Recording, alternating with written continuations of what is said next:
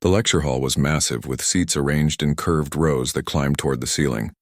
200 cadets filled the space, their bodies as different as the stars they came from. Some had scales that caught the light. Others floated in special containers filled with purple gas. A few had too many legs, and some had none at all. They wore the same gray uniforms, but that was where the similarities ended. Minho sat in the middle row, his notebook open on the desk in front of him. He looked ordinary compared to most of the others. 2 arms, 2 legs, brown hair, brown eyes. He kept his posture relaxed and his face calm. Around him, cadets whispered to each other in languages that clicked, buzzed, and hummed. At the front of the hall, Instructor Velthar stood tall and straight. His skin looked like it was made of silver crystal, reflecting the lights in sharp angles. He had taught at the Galactic Naval Academy for 30 years. Everyone respected him. Everyone listened when he spoke. Velthar touched a control panel and the lights dimmed.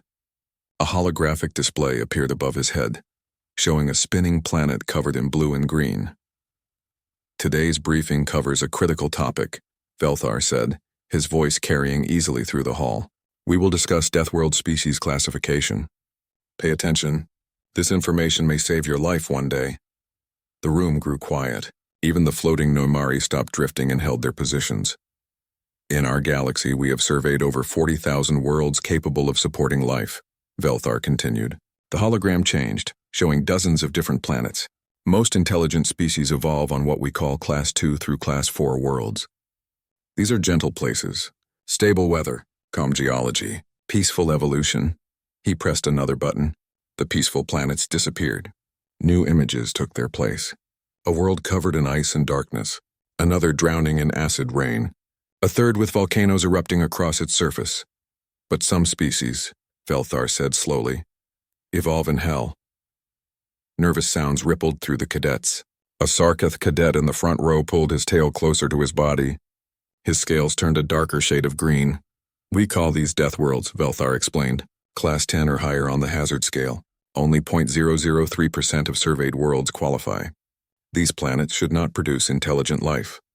The conditions are too hostile, too dangerous, too deadly.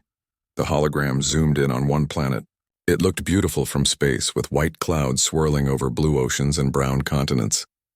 But then data appeared beside it, and the beauty became something else. This is Earth, Velthar said. Class 12 Death World. Minho's pen stopped moving. He looked up at the display but kept his face neutral. Around him, other cadets leaned forward to see better.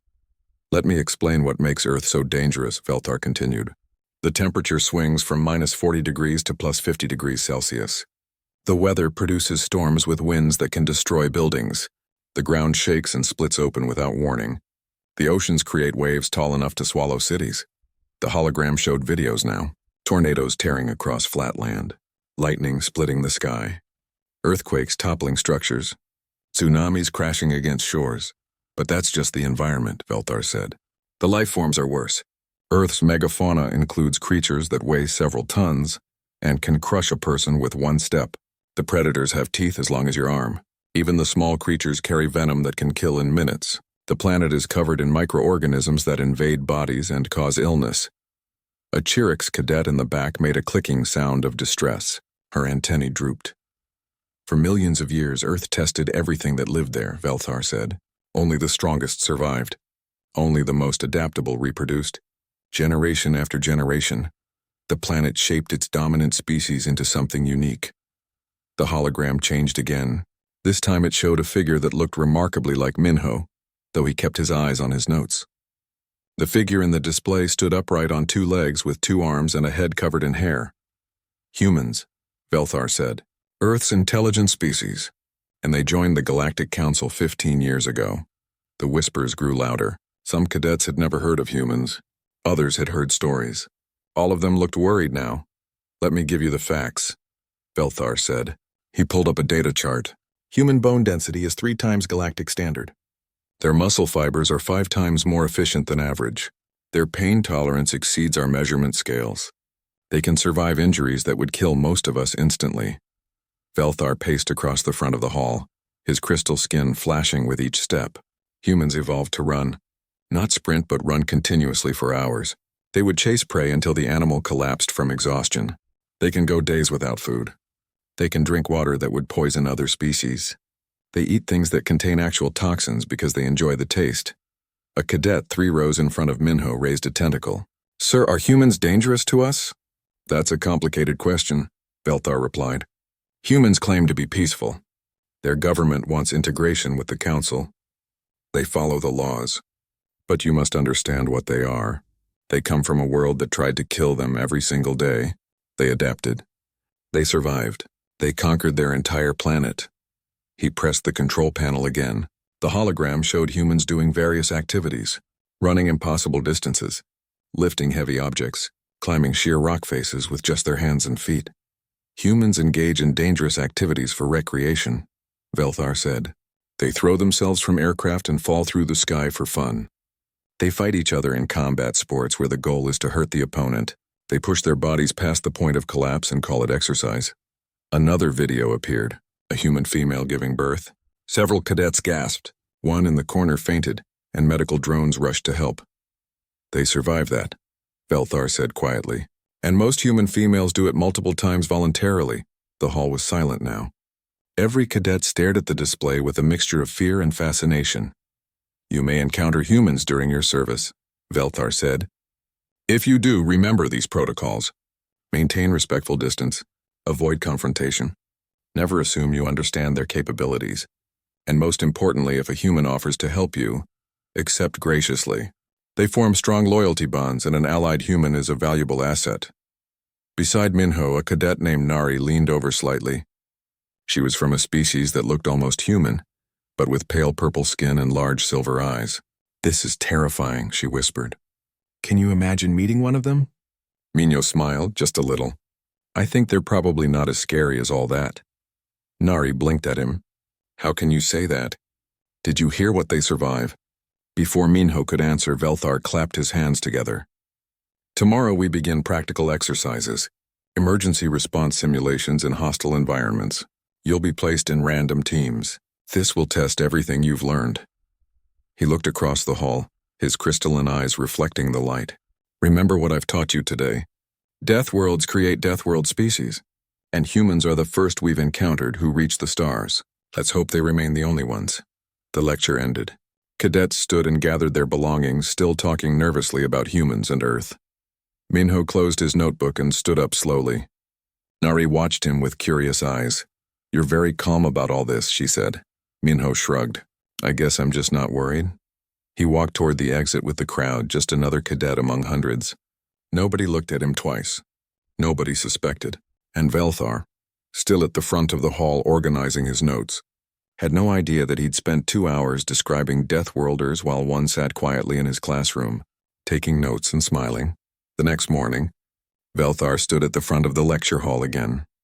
This time the display showed actual incident reports, real events that happened in space, on stations, on ships. The cadets sat straighter in their seats, knowing this was more than just theory. I want to share specific cases with you, Velthar began.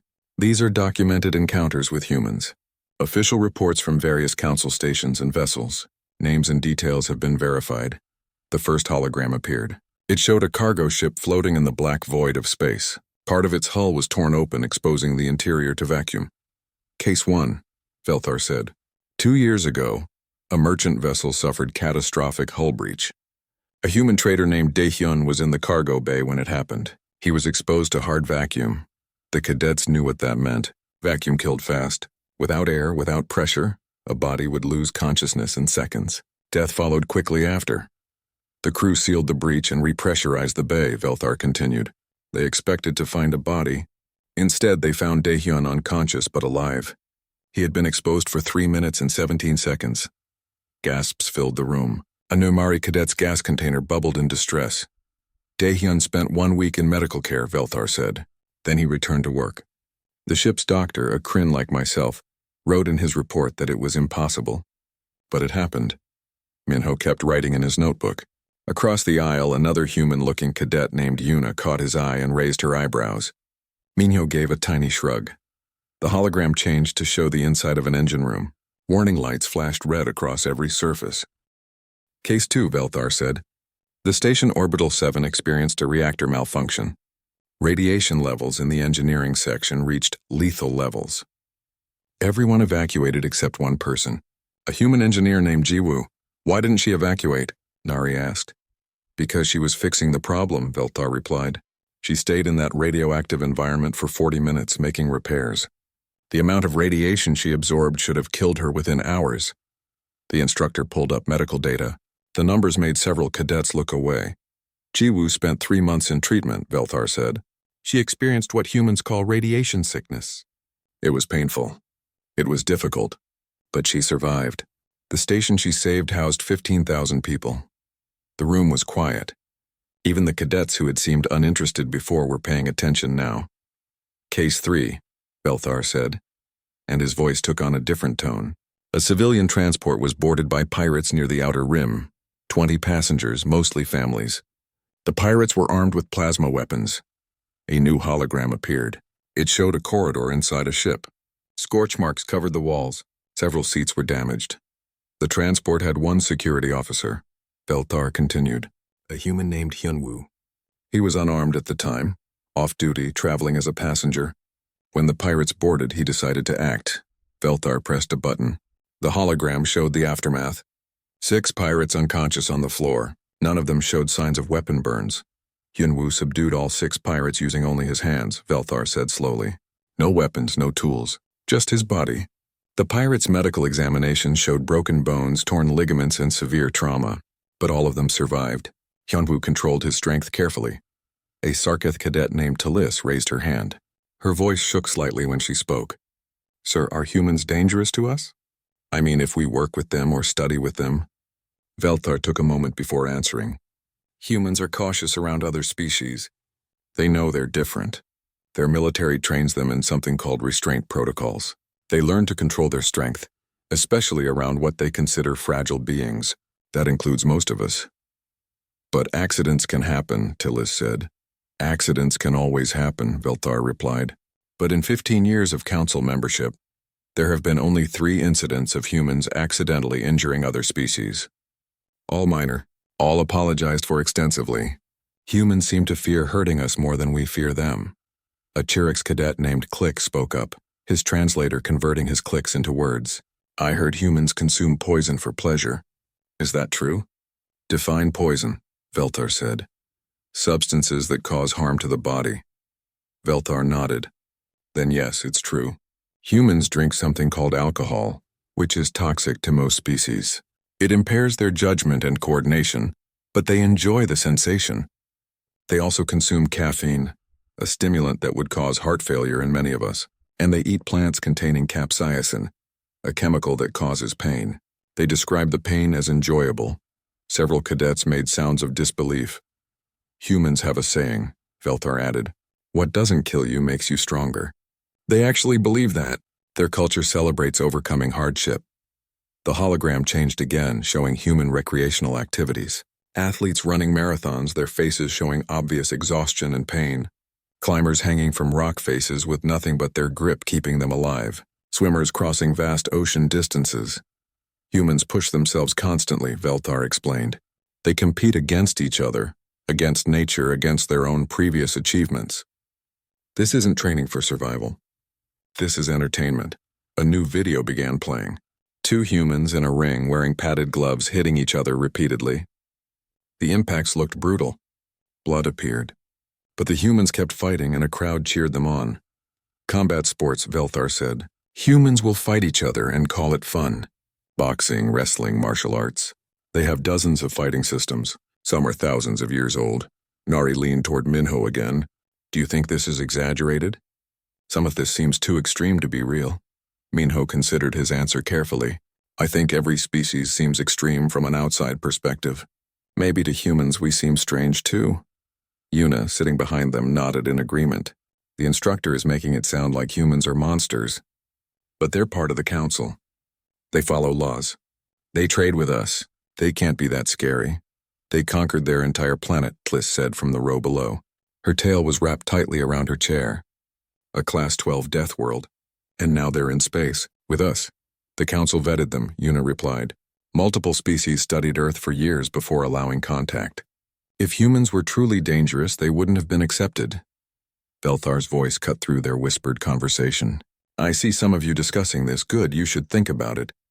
Process it, because tomorrow's simulation will test you in ways you haven't experienced before. He pulled up a new display. It showed a hostile planet with red skies and sharp mountain ranges. You'll be placed in random teams of 5, Velthar explained. Your mission is search and rescue on a Class 9 hostile world. The gravity will be higher than standard. The atmosphere will require suits. The terrain is unstable, and there will be complications. Click's antennae drooped. What kind of complications? The simulation includes hostile wildlife, Velthar said. You'll need to work as a team. Use each member's strengths. Complete your objectives and reach extraction safely. He looked across the hall, making eye contact with cadets throughout the room. His gaze passed over Minho without pause. This exercise has a 60% failure rate, Velthar said. Most teams don't complete all objectives. Some teams suffer casualties even in simulation. I expect you to take this seriously. Your scores will affect your final placement. The lights came back up fully. Cadets began talking among themselves, nervous energy filling the hall. Team assignments will be posted tonight, Velthar announced. Report to Simulation Base 7 at 0800 hours. Bring your field gear. Expect to be there all day. Dismissed. The cadets stood and began filing out. Minho gathered his belongings slowly, not rushing. Nari waited for him along with Yuna. Want to study together? Nari asked. Review survival protocols? Sure, Minho said. As they walked toward the exit, Tliss approached them hesitantly. Click was with her, his compound eyes reflecting the hallway lights. Can we join you? Tliss asked. I'm worried about the simulation. If we're on the same team, I'd like to know my teammates. Of course, Yuna said warmly. The more we prepare together, the better. They moved through the corridors of the Academy station, 5 cadets from different worlds. None of them knew yet that they would be assigned to the same team. None of them suspected that one of them was the very thing they'd spent the morning learning to fear, and Minho, walking quietly among them, kept his secret one more day. Simulation Bay 7 was enormous, with walls that could project any environment. 50 cadets stood in groups of 5 checking their equipment and talking nervously. The air smelled like recycled oxygen and nervous sweat from a dozen different species. Minho adjusted his helmet and checked his suit seals. Beside him, Nari did the same. Yuna tested her communication equipment. Tliss kept her tail close to her body, scales shifting between green and yellow. Click's antennae moved constantly, sensing everything around them. Team 7, Velthar called out, reading from a display. You will be first. The rest of you observe from the control room. Minho's team stepped forward. The bay doors closed behind the other cadets, leaving just the 5 of them in the massive space. Velthar's voice came through their helmet speakers. Your scenario begins now. Planet designation Kresh 9. Class 9 hostile environment. Gravity 1.3 standard. Atmosphere toxic. Temperature variable. Your mission is to locate 3 survivors from a crashed shuttle and escort them to extraction point. You have 2 hours. Begin. The walls flickered and transformed. Suddenly they stood on a rocky landscape under a dark sky. 2 suns burned overhead, one red and one orange. The ground was covered in jagged stones that looked sharp enough to cut through their suits. In the distance, smoke rose from what had to be the crash site. Minho immediately felt the extra gravity. It pulled at his body, making everything weigh more. He saw his teammates struggling with it. Tliss bent forward slightly, her legs shaking. Click had to brace himself with his lower legs. Everyone okay? Yuna asked through the comm. The gravity is intense, Tliss said, her voice strained. We'll adapt, Minho said. He felt the pull, but his body was used to it. Earth's gravity was even higher. Let's move toward the crash site. Stay together. They started walking, moving carefully over the rough terrain. The simulation was incredibly realistic. Minho could feel heat coming through his suit when they passed near thermal vents. The ground shook occasionally, small tremors that made everyone stop and steady themselves. Halfway to the crash site, Tilliss's suit alarm started beeping. My oxygen regulator, she said, panic rising in her voice. Something's wrong. The readout shows system failure. Stay calm, Minho said, moving to her side. He examined her suit quickly, his hand steady. The regulator had a loose connection, and one of the filter components was misaligned. Simple problems, but deadly in a toxic atmosphere. His fingers worked fast, disconnecting and reconnecting components. He used a tool from his belt to realign the filter, then tested the system. The alarm stopped. Talis's breathing steadied. How did you do that so quickly? She asked. Just basic maintenance, Minho said. We should keep moving. They reached the crash site. 3 holographic figures lay near the ruined shuttle, playing the role of injured survivors. But as Minho's team approached, the simulation changed. New contacts appeared on their scanners. We have movement, Click said, his voice tense. Multiple signatures, large, moving fast. From behind the rocks, creatures appeared. They looked like a cross between reptiles and insects with armored bodies and sharp claws. The simulation made them look incredibly real. They moved with predatory intelligence, spreading out to surround the team. Tliss screamed and ran. The creatures followed her. Scatter formation, Minho said calmly, his voice cutting through the panic. Nari, get to high ground and call extraction. Yuna, help her. Click, use your vision to spot their movements. Tliss, come back to center position. But Tliss was too scared. She kept running and 3 creatures chased her. Minho moved. He ran toward Tliss, his body accelerating fast despite the heavy gravity. The creatures were quick, but he was quicker. He reached Tliss just as one creature lunged at her. Minho grabbed her arm and pulled her aside, then pushed the creature back with his other hand. The simulation registered impact. The creature stumbled away. The other 2 turned toward Minho. Behind the rocks, he told Tliss. Now. She ran. The creatures attacked Minho instead. He moved efficiently, using the terrain to his advantage. He led them toward a narrow gap between 2 large boulders. The creatures followed, and Minho triggered a small explosive charge from his belt, causing rocks to fall and block the gap. Creatures contained, he reported. Everyone's status? We're at elevation, Nari replied. I can see the whole area. Extraction called, but it's 15 minutes out. More creatures coming, Click warned. From all directions. Minho looked around quickly, analyzing the situation. The crash site was in a low area, easy to surround. But there was higher ground 30 meters to the west with better defensive positions. We need to move, he said. Grab the survivors. Head for the high ground. They worked together. Yuna and Click each supported 1 holographic survivor. Minho lifted the 3rd one and carried them easily, despite the weight and gravity. They moved toward the elevated position while creatures circled them. They're hurting us, Nari said from above. I know, Minho replied. But we're going where we want to go anyway. They reached the high ground.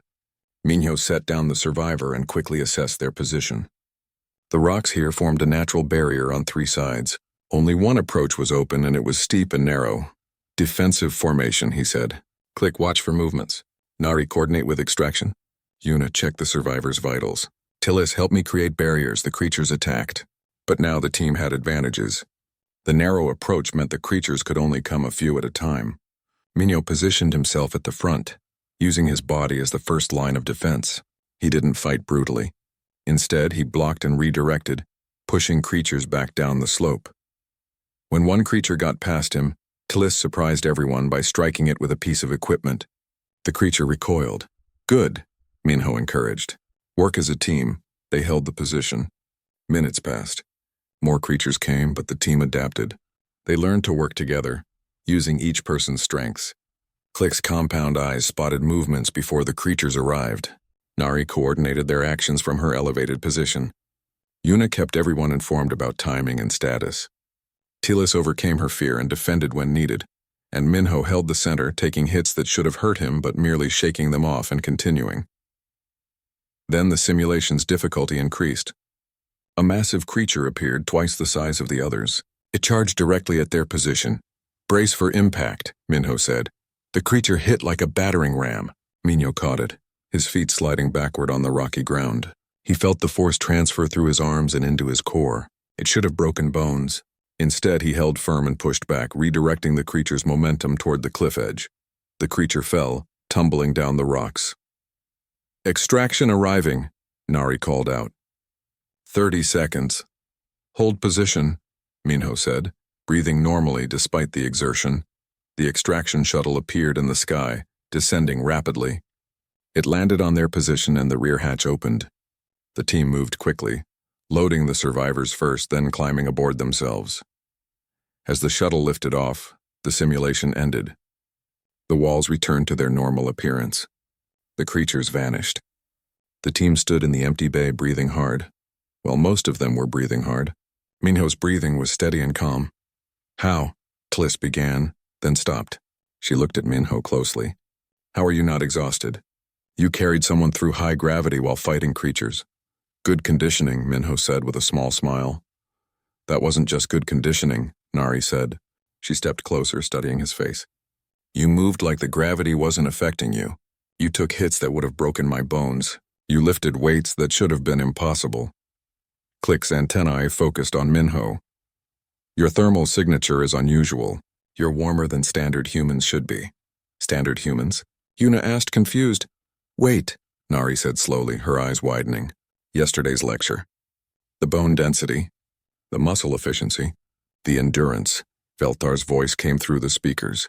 Team 7 report to debriefing room immediately. They walked through the corridors in silence. Nari kept glancing at Minho. Yuna looked confused.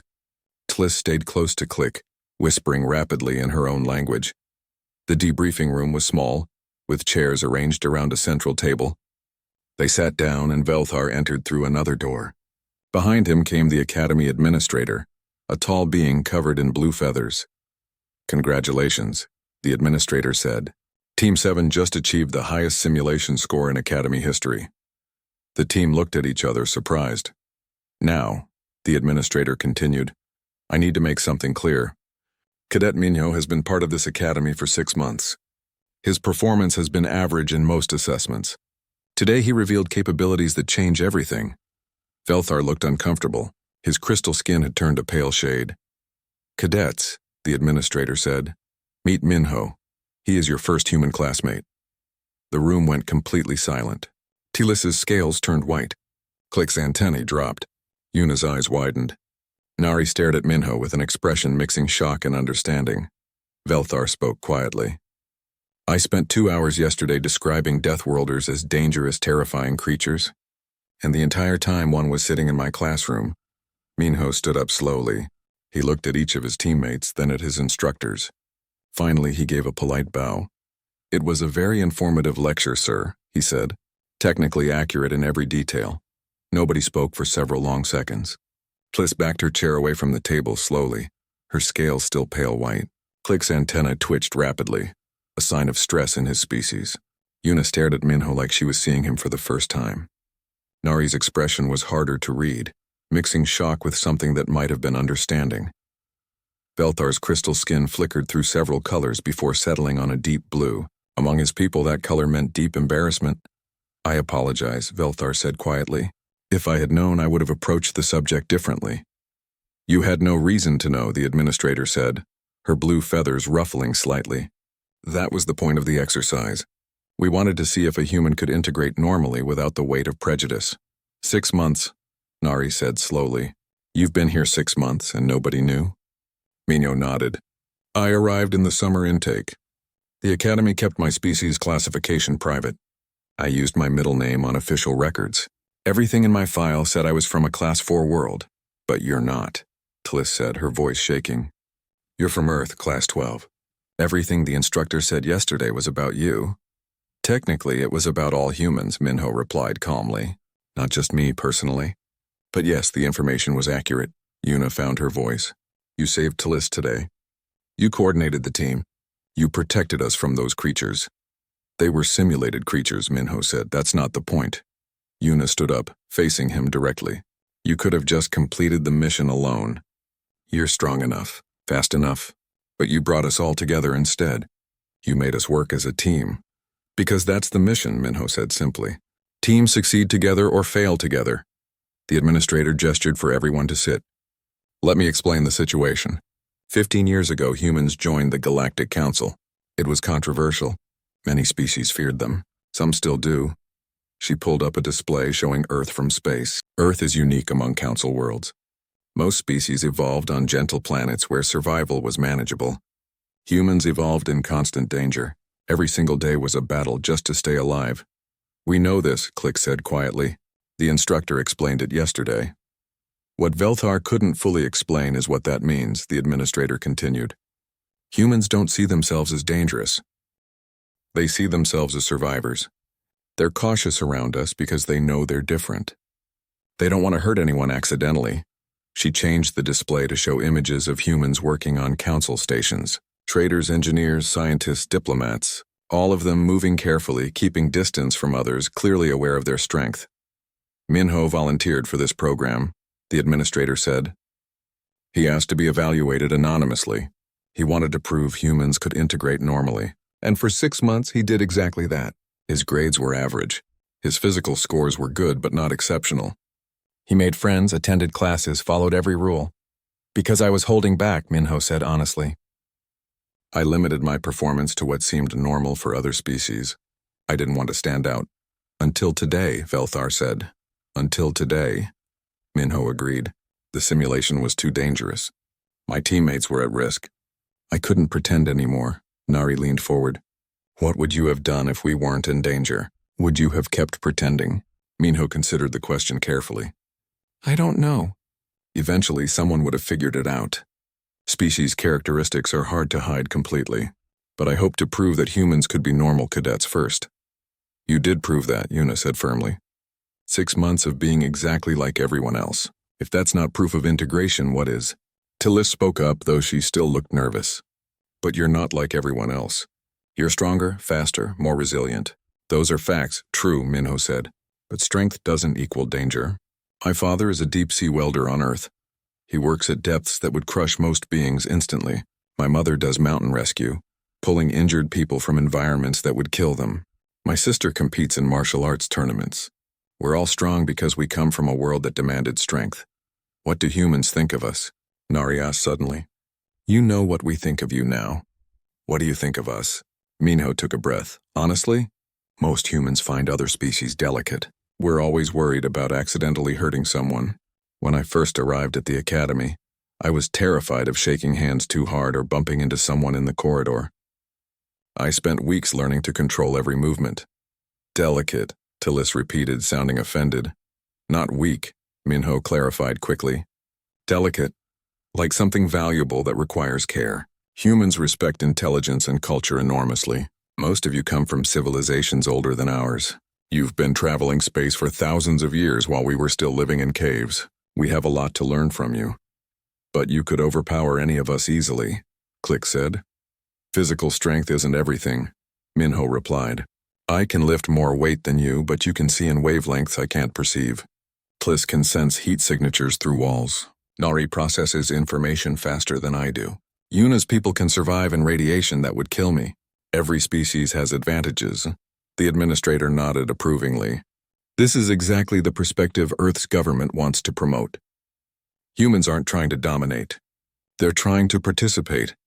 Velthar had been quiet, but now he spoke. I made a mistake in my lecture. I presented humans as threats. Monsters from a nightmare world, but you're just people from a different environment. A very different environment, Minho said with a slight smile. Earth is objectively terrible by galactic standards, but it's home, we love it. And yes, it made us tough. But tough doesn't mean cruel or violent. Yet the lecture was accurate, Nari said thoughtfully. Humans do survive impossible things. They do push themselves to extremes. That's all true. It is, Minho agreed. But context matters. We survive impossible things because sometimes survival is necessary. We push ourselves because we believe in improvement. We don't fight because we love violence. We fight because sometimes fighting protects others. A chime sounded. The administrator checked a notification and frowned slightly. It seems news has spread through the academy quickly, she said. There's another situation we need to address. What kind of situation? Velthar asked. Senior Instructor Korvac has issued a challenge. He wants to test Minho in an advanced combat simulation, one designed for Special Forces graduates. The room went quiet again. Tillis's scales shifted to dark green. Click's antennae drooped. That simulation has an 87% failure rate, Velthar said. It's meant for experienced officers, not cadets. Korvac believes Minho's presence proves humans are too dangerous for standard integration, the administrator explained. He thinks if we see a human use full capabilities, the council will reconsider human membership. That's not fair, Yuna said immediately. Minho was trying to integrate quietly. Now they want to force him to be dangerous? It's politics, the administrator said tiredly. Some council members never wanted humans included. They see this as an opportunity. Minho stood up. I'll do it. You don't have to, Velthar said quickly. We can refuse the challenge. No, Minho said firmly. If I refuse, it proves I'm hiding something worse. If I do it and fail normally, it proves humans are just cadets like anyone else. If I do it and succeed, maybe it proves we can handle difficult situations. And if you have to use your full capabilities, the administrator asked, then everyone will see what a human really looks like when we stop holding back. Minho looked at his teammates. I don't want to do this alone. If you're willing to join me, we can show them that humans and other species can work together effectively. Nari stood up immediately. I'm in. If humans are going to be our allies, we should learn to work with them properly. Yuna stood next, moving to stand beside Minho. You protected us today. We'll stand with you tomorrow. Tliss looked conflicted. Her scales shifted colors rapidly. Finally, she stood up too, though her voice trembled. You fixed my suit when I panicked. You saved me from those creatures. I'm scared of what you are, but I trust who you are. Click was last. His antennae focused on Minho, analyzing him carefully. Then he stood. Your thermal signature shows elevated stress. You're worried about hurting us or scaring us. That concern makes you safe to work with. The administrator looked at all 5 cadets with something like pride. Then it's decided. Tomorrow morning, Team 7 will face the advanced combat simulation. The entire academy will observe. No pressure, Yuna muttered. As they left the debriefing room, Minho felt the weight of tomorrow settling on him. For 6 months he'd hidden what he was. Now in front of everyone, he'd have to show them, and he didn't know if they'd see a fellow cadet or a monster from a death world. The observation deck overlooking Simulation Bay 7 was packed. Every cadet in the academy had come to watch. Instructors lined the back wall. Even senior officers from the station attended. The air buzzed with whispered conversations in dozens of languages. Below in the simulation bay, Team 7 checked their equipment. Minho moved methodically through his preparations, aware of hundreds of eyes watching him. Nari stayed close to his side, her silver eyes determined. Yuna tested her communications gear repeatedly, nervous energy making her hands shake slightly. Tliss kept her scales a neutral green, forcing herself to appear calm. Click's antennae swept the area constantly, gathering information. Velthar stood in the control room with the administrator and senior instructor Korvac. Korvac was a massive being, built like a boulder, with rocky gray skin and eyes that glowed faint orange. He'd served in the military for 40 years before becoming an instructor. The scenario is simple, Korvac announced, his voice amplified through the speakers. Urban combat situation. Hostile forces have taken control of a civilian sector. Your team must neutralize the threats and secure the area. The enemy is equipped with advanced weapons and tactical training. Casualties will end the simulation for affected members. He paused, looking down at the 5 cadets. This simulation was designed for experienced special forces operators, not cadets. I expect you to fail. When you do, we'll have proof that humans require special protocols and restrictions. That's not fair, Velthar said quietly. You're setting them up to fail. I'm testing reality, Korvac replied. If humans can't meet council standards, they shouldn't be here. In the bay below, Minho finished his checks. He gathered his team together, speaking quietly so only they could hear. This simulation is designed to make us fail, he said. Korvac wants proof that I'm dangerous and different, but we're not doing this to prove anything about me. We're proving something about us. About teams. What's the strategy? Nari asked. We use everyone's strengths, Minho said. Click, your vision makes you our scout. Nari, your processing speed makes you our tactician. Yuna, your communication skills keep us coordinated. Tliss, your thermal sensing gives us awareness. And I'll do what humans do best. What's that? Tliss asked. Endure, Minho said simply. I'll take the hits meant for you. I'll hold the positions you can't hold, and I'll make sure all of you complete this mission safely. Simulation begins in 30 seconds, Korvac's voice announced. The walls flickered and transformed. Suddenly they stood in a city street. Buildings rose on both sides, windows dark and empty. Smoke drifted through the air. Distant sounds of weapons fire echoed off the structures. The scenario felt oppressively real. Move to Objective Alpha, Minho said calmly. Click, take point. Report anything unusual. They moved through the streets carefully. Click's compound eyes could detect movement in multiple directions simultaneously. He guided them around 2 ambush points before the enemy even knew they were there. Contact ahead, Click whispered. 6 hostiles, fortified position, heavy weapons. Minho studied the situation. The enemy held a choke point and there was no way around it. Standard tactics would require heavy firepower or extensive time. They had neither. Nari, calculate a crossing pattern, Minho said. Fastest route with lowest exposure time. Her eyes moved rapidly, processing angles and distances. 43.7 seconds minimum exposure. That's enough time for them to eliminate all of us. For you, Minho said. Not for me. I'll cross first and draw their fire. When they focus on me, you follow the pattern. Yuna, coordinate the timing. That's suicide, Tallis said. Not for someone from a Class 12 world, Minho replied. He smiled slightly. Trust me. Before anyone could argue, Minho moved. He sprinted into the open street directly toward the enemy position. Weapons fire erupted immediately. The simulation made the impacts feel real, energy bolts hitting his armor and body. Minho felt each hit, sharp pain registering but not stopping him. He kept running, kept moving, drawing all the enemy fire onto himself. Now, Yuna said sharply. The team crossed, following Nari's calculated pattern exactly. The enemy didn't notice them. Too focused on the impossible target that kept advancing despite taking dozens of hits. By the time they realized their mistake, Minho's team had flanking positions. The firefight was brief. With the enemy distracted and outmaneuvered, Team 7 neutralized the threat efficiently.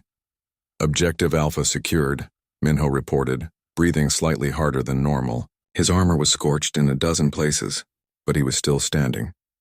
In the observation deck, silence had fallen. Cadets stared at the screens in disbelief. Korvac's orange eyes burned brighter with anger. Increased difficulty, he said sharply. That's against protocol, Velthar objected. The scenario parameters are set. I'm adjusting for unexpected variables, Korvac said, his hands moving over the controls. If the human can take that much punishment, let's see his limits. The simulation changed. New enemies appeared. More than the scenario should have included. Environmental hazards activated. Buildings began collapsing around Team 7. This isn't right, Nari said, scanning their surroundings. The scenario just multiplied enemy forces by 4. Someone's changing the rules, Yuna confirmed, checking her tactical display. Doesn't matter, Minho said. Mission stays the same. We adapt, but adapting became nearly impossible. Enemy forces surrounded them from multiple directions. A building collapsed, cutting off their escape route. Tallis took a hit and went down, her suit registering critical damage. Click moved to help her, and enemy fire pinned him behind debris. Minho saw his team falling apart. He saw the trap closing, and he made a decision. Everyone fall back to that structure, he said, pointing to a partially intact building. I'll cover you. You can't hold them all alone, Nari protested. I can hold them long enough, Minho said. Trust me. Get everyone to safety. Complete the mission. Not without you, Yuna said firmly. That's an order, Minho said, his voice harder now. Save them. I'll buy the time you need. He didn't wait for agreement. Minho charged forward directly into the enemy force. His team had no choice but to retreat, carrying their wounded. What happened next shocked everyone watching. Minho stopped holding back. He moved like humans really moved when survival demanded it. Fast enough that most species couldn't track him. Strong enough that he disabled enemies with single strikes. Resilient enough that incoming fire barely slowed him down.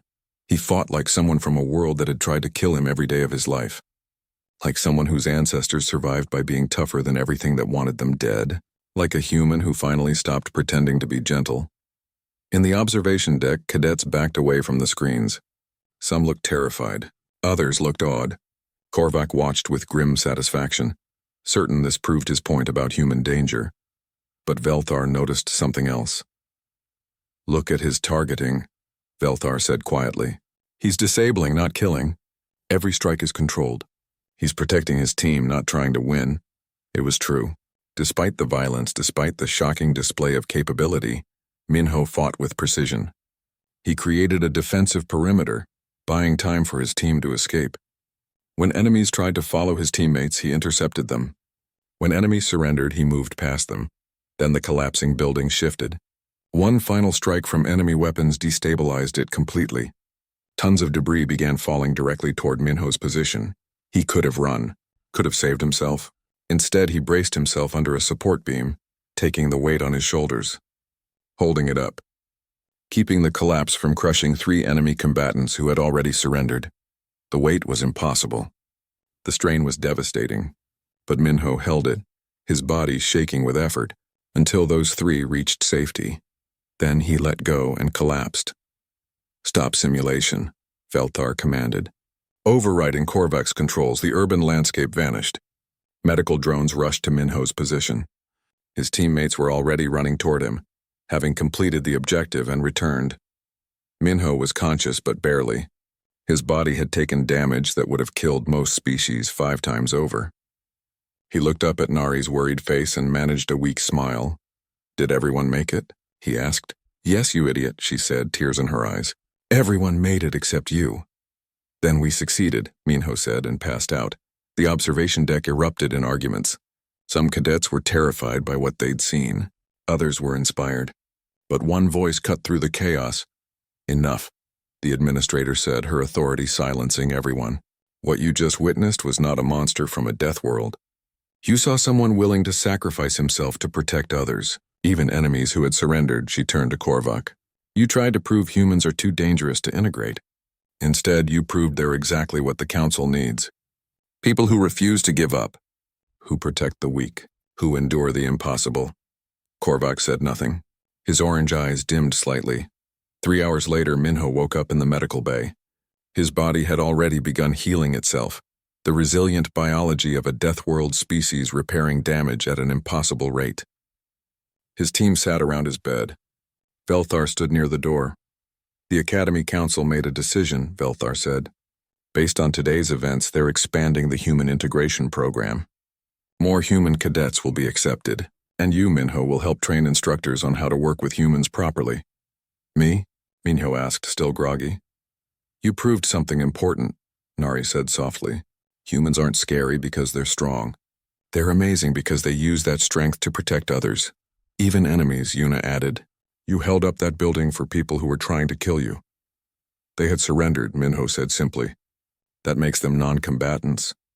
"Most species wouldn't have cared," Tillis said. "Most would have saved themselves. You didn't." Click's antennae focused on Minho. "Your people survived a death world by cooperating, by protecting each other. That's what you showed us today." Velthar moved closer. "I was wrong in my lecture. I presented your world as something that created monsters. But Earth created survivors, and survivors know how to turn harsh places into homes. Now you're helping us understand that." A message appeared on Minho's datapad. He read it and smiled. "What is it?" Nari asked. "Message from Earth," Minho said. 10 more human cadets are arriving next month. They're asking if I'll meet them when they arrive." "Will you?" Yuna asked. "Of course," Minho said. "They'll need someone to show them that it's okay to be different. That being strong doesn't mean being dangerous. That Deathworlders can belong here too." He looked at his teammates, at Velthar, at the medical staff moving through the bay. Different species, different worlds, different capabilities, but working together. "Earth tried to kill my ancestors every single day," Minho said quietly. "But it also taught them something important. Survival is better when you're not alone. Strength is better when it protects others. And the harshest environments create the most determined survivors. And now those survivors are reaching for the stars," Nari said. "We are," Minho agreed. "Not to conquer. Not to dominate. Just to be part of something bigger than ourselves." 3 months later, Velthar stood before a new group of cadets. His lecture was different now. He still taught about death worlds and the species they created. But his tone had changed. "Humans come from Earth, a Class 12 death world," he said. "This makes them unique among Council species. They're stronger, more resilient, more enduring than most of us, and this might seem frightening." He paused, looking across the lecture hall. Several human cadets sat among the others now, including Minho in the back row. "But strength isn't the same as danger," Velthar continued. "Earth taught humans to survive impossible conditions. But it also taught them to protect each other, to endure hardship together, to turn deadly environments into homes." He pulled up images from Minho's simulation. The moment he held the building. The moment he protected surrendered enemies. The moment he sacrificed himself for his team. "This is what Deathworlders bring to the Council,"